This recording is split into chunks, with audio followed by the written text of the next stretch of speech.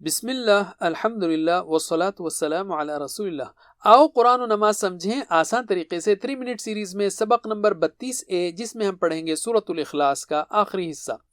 اس سبق کے ختم پر ہم 137 الفاظ سیکھ چکے ہوں گے جو قرآن میں تقریباً 31,380 بار آتے ہیں۔ ہم پڑھ چکے ہیں اعوذ باللہ من الشیطان الرجیم، قل هو اللہ احد، کہو وہ اللہ ایک ہے۔ اللہ الصمد، اللہ بے نیاز ہے۔ اب ہم آگے چلتے ہیں۔ لم یلد ولم یولد، نہ اس نے کسی کو جنا اور نہ وہ جنا گیا۔ یلد یعنی اس نے جنا، یہ معروف ہے ایکٹیو وائس۔ یولد یعنی وہ جنا گیا، یہ مجہول ہے پیسیو وائس۔ لم یعنی نہیں، ماضی کے معنوں میں ڈڈ ناٹ، اور لن ہرگز نہیں، مستقبل کے معنوں میں will not۔ لم یلد، نہ اس نے جنا یعنی اس کی کوئی اولاد نہیں، اور ولم یولد، اور نہ وہ جنا گیا یعنی وہ کسی کی اولاد نہیں، اس کے ماں باپ نہیں۔ ہمیں اولاد کی ضرورت کیوں پڑتی ہے؟ اس لیے کہ جب ہم تھک جاتے ہیں یا تنہائی محسوس کرتے ہیں تو یہ بچے ہمیں خوش کرتے ہیں، جب ہم بوڑھے ہو جاتے ہیں تو یہ ہمارا خیال رکھتے ہیں، اور جب ہم مر جاتے ہیں تو وہ ہمارا نام اور کام جاری رکھتے ہیں۔ اللہ تعالیٰ پاک ہے اس طرح کی تمام کمزوریوں اور ضروریات سے۔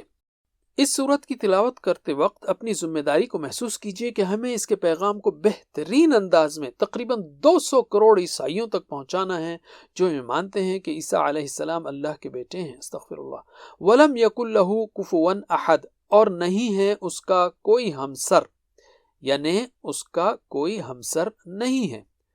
وَلَمْ يَكُنْ، و مطلب اور، لم یعنی نہیں، یکن ہے، ولم یکن اور نہیں ہے، لہو اس کا، اس کے لیے، کفوان یعنی ہمسر، برابر، اس جیسی صفات والا، احد کوئی۔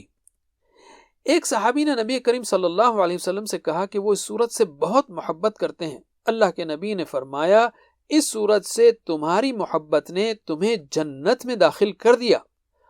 ہم اس صورت سے کیسے محبت پیدا کر سکتے ہیں؟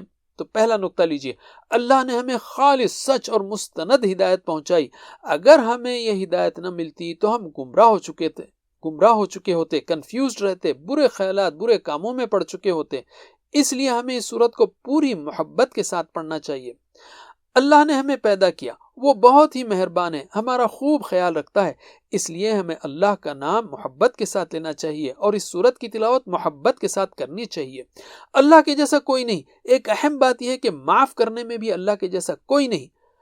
لوگ اس شخص کو کبھی پسند نہیں کرتے جو بار بار غلطیاں کرتا ہے، جبکہ اللہ معاف کرنے کو پسند فرماتا ہے۔